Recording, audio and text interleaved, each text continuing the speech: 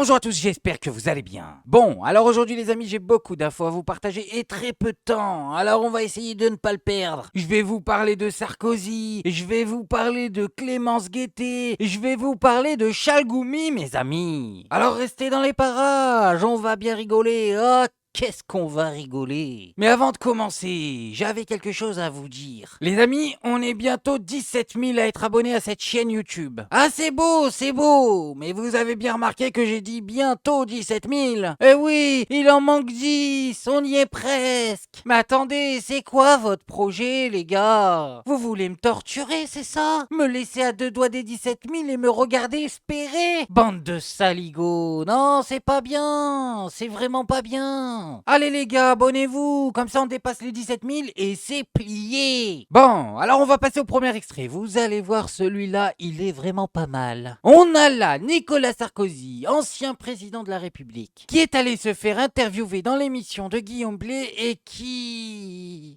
a menti, voilà. Mais on sait pas pourquoi il a fait ça. En plus, il ment sur un sujet ultra vérifiable. Bon, alors je sais qu'on a mis Hollande président, donc on n'est pas très exigeant sur le poste, mais quand même là c'est chaud. Le fait que Nicolas Sarkozy ne se dise pas qu'il existe plus de 1000 preuves du contraire de ce qu'il avance est une folie, messieurs dames. Ah, c'est la bêtise au niveau maximal. J'ai jamais bu une goutte d'alcool de ma vie. Jamais. Jamais. Goûter? Non, jamais. Je n'ai jamais fumé de ma vie et j'ai jamais bu une goutte d'alcool de ma vie. Oh là là, je souffle. Non mais attendez, on lui a confié les rênes du pays. Il n'est pas malin. Qu'est-ce que c'est que ça? Alors t'as jamais bu une goutte et t'as jamais fumé de ta vie, Nico? T'es sûr de toi? Sûr. Ok, bon ben, explique-nous qu'est-ce que c'est que ça?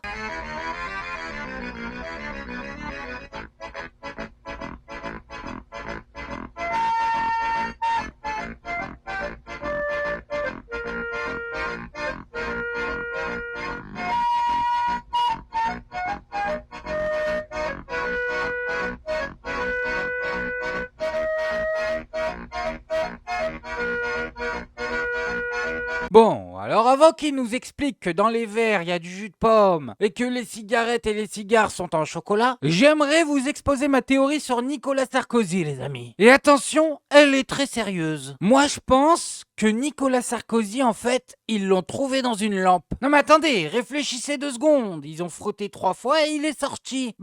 Parce que de toute évidence, le gars est un génie. Et en parlant de génie, les amis, maintenant on va aller du côté d'Europe 1 pour voir Cyril Hanouna nous exposer sa pensée. Alors vous allez voir, il est trop fort. Le gars va se plaindre de quelque chose, mais quand on connaît sa ligne édito, c'est juste trop drôle. Je trouve, alors je sais pas pourquoi, je trouve qu'il n'y a pas assez de présentateurs numéro 1 ou animateurs de couleur. Je suis désolé. Voilà, on peut pas. Christine Kelly, il y a Christine Il y a Kelly. Christine Kelly qui est exceptionnelle, bien sûr. Il y a Harry Roselmack. Mais je trouve qu'il n'y en a pas assez. Ouais, Surtout c'est dans le vrai. divertissement. Excusez-moi, je suis désolé. Pourquoi il n'y a pas de personnes de couleur qui présentent des prime time, des trucs comme ça? Je suis désolé. C'est vrai que ça, c'est parce que je pense que les talents ne manquent pas. Complètement. Je vous le dis, je pense vraiment que les talents ne manquent pas. Et ça, voilà, ça aussi, c'est vrai que c'est curieux. Alors, je sais pas pourquoi, mais nous, on devrait se poser la question aussi sur C8. Mais c'est vrai que c'est assez Ils sont curieux. invisibilisés. Voilà. Ouais. Non mais Valérie, elle a l'habitude de rebondir. Ça va, elle le connaît, Cyril. Mais regardez juste la tête de ces 2 autres chroniqueurs. Elles ne savent plus où ils sont, ils se posent juste une question. Pourquoi tu fais ça, Cyril? Pourquoi t'es en train de marquer dans notre camp? Les gars ont tout fait, ça fait 2 ans qu'ils font des pieds et des mains pour mettre RN au pouvoir. Et à la fin, ils font le bilan comme ça, ils regardent autour d'eux et ils te disent: tiens, c'est bizarre, il n'y a pas assez de présentateurs de couleur. Mais vous faites tout pour mettre Marine. Ce que vous voulez au fond de vous, au fond de votre petit cœur, c'est Bardella sur le trône. Les gars, Bardella, c'est pas dans son projet, ça. Ah non, on est sur l'inverse. Bon, après, je sais.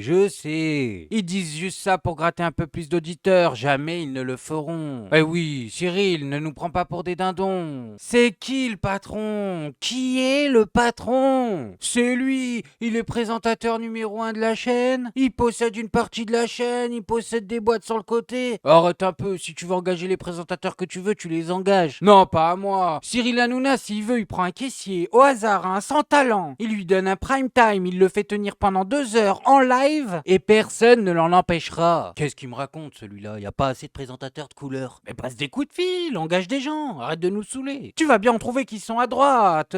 T'as trouvé Christine Kelly. Bon, et maintenant, les amis, on va se regarder un court extrait de Chalgoumi, aussi connu sous le nom de Chalgou Max l'homme au max. Et si vous voulez que je vous mette un peu de contexte pour savoir de quoi il parle, ben j'en suis incapable, les amis. Attendez, non mais même Chalgoumi ne comprend pas de quoi Chalgoumi parle. Là on a atteint un niveau, elles sont juste artistiques ces interventions. C'est le discours victimaire de l'islamisme.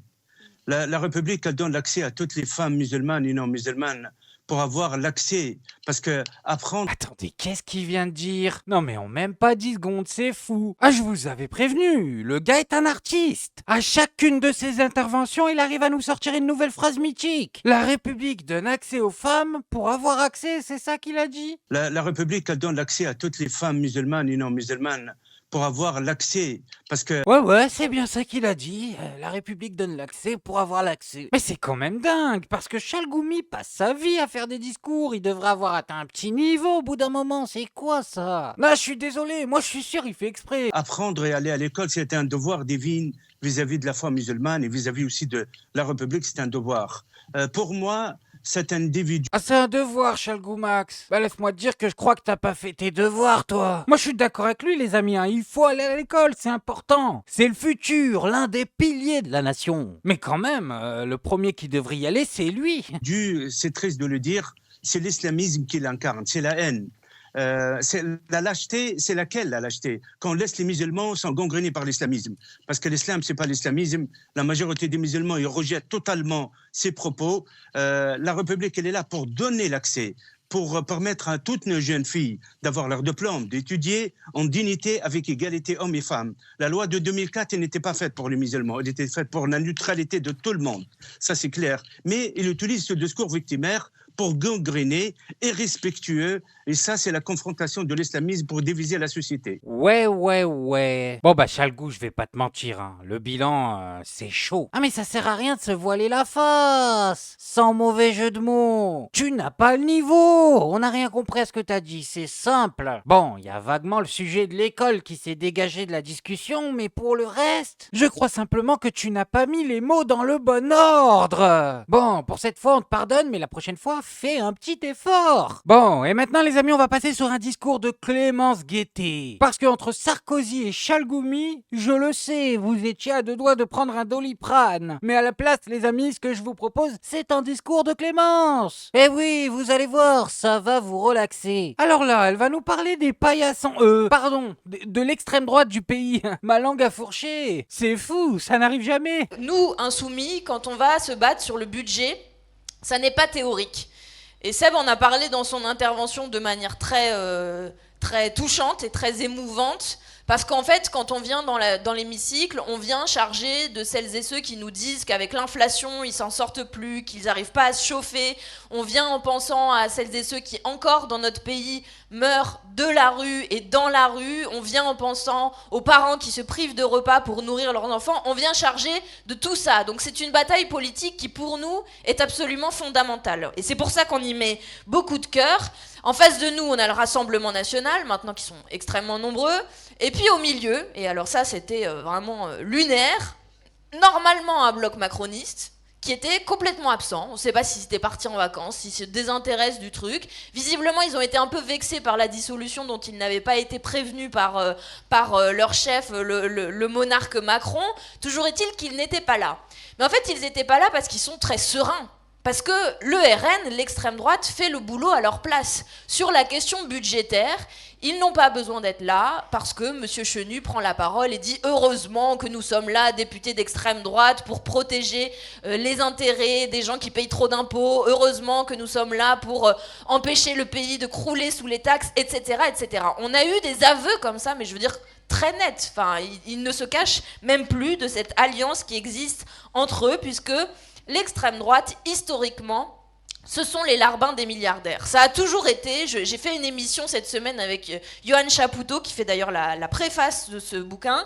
Ça a toujours été l'extrême droite en protection des classes dominantes, des classes possédantes, de celles et ceux qui ont le plus gros patrimoine, les grandes fortunes, etc. Parce que l'un alimente l'autre, l'un protège l'autre, et finalement il s'accommode très bien d'une coexistence politique et donc d'une accession potentielle de cette extrême droite jusqu'au pouvoir. Mais c'est évident, clair comme de l'eau de roche. On le voit tous les jours sur CNews. Bolloré protège le RN et le RN protège Bolloré. Et c'est aussi pour ça que la Macronie est alliée avec eux. À la base, ils n'ont aucune vision politique en commun. Mais par contre, tout le monde le sait. Vu qu'ils ont des amis en commun. Les amis de mes amis sont mes amis. Bon, et maintenant pour terminer, je vais vous montrer un court extrait. Celui-là, je voulais vous le montrer les amis parce que c'est vraiment abusé. À chaque fois, on passe pour des teubés. En gros, pour vous mettre un peu de contexte, on a SpaceX qui a lancé une fusée et qui a échoué. Et sur BFM TV, ils ont réuni tout un plateau qui va simplement se moquer de cet événement. Mais là où ça devient drôle, c'est quand on sait que SpaceX en 4 jours a lancé plus de fusées que toute l'Europe en un an. Les gars, on est des bras cassés, on devrait se faire tout petit, pas se moquer. Une des images de la nuit, elle nous vient des États-Unis avec l'échec du retour d'une fusée Starship à Boca Chica, au Texas, sous les yeux de Trump,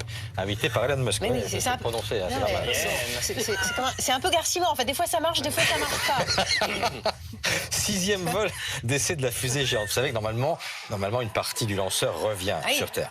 Là, ça s'est pas bien passé. Voilà. Le premier étage, qui mesure 70 mètres, a fini sa course dans la mer. Et de son côté, le vaisseau de Starship a continué son vol normalement et lui a améri dans l'océan Indien. Voilà. Bon, Donald Trump qui poursuit ses... Ouais, bah quand il sera arrivé sur Mars et qu'il nous dira c'est un territoire américain, on verra si on fait les malins. Non, c'est trop. Là, les mecs sont en train de ricaner du fait qu'une partie de la fusée n'ait pas réussi à ratterrir, alors que le simple fait de faire réatterrir une partie de la fusée était impossible il y a seulement quelques années. C'est Elon Musk qui l'a inventé, ça. Je vous le dis, il y a 15 ans, c'était de la science-fiction. Non, mais rigolons. On va tellement finir à leur service. Bref, moi je voulais juste vous montrer ça. Maintenant, faites-vous votre avis tout seul. Faites attention à vous, faites attention à ce que vous regardez. Likez, abonnez-vous et oubliez pas, le petit com qui fait plaisir. Et on n'oublie pas le petit com qui fait plaisir.